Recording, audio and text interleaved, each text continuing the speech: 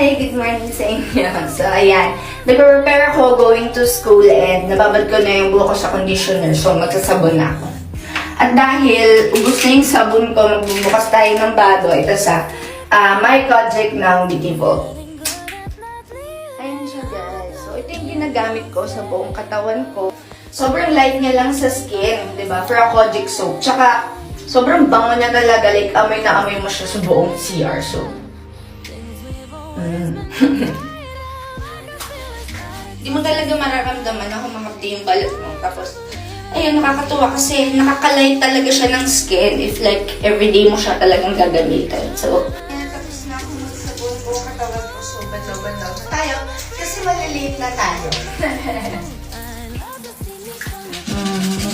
So, ayan guys, wait lang, magbibihis lang ako. And, ayan.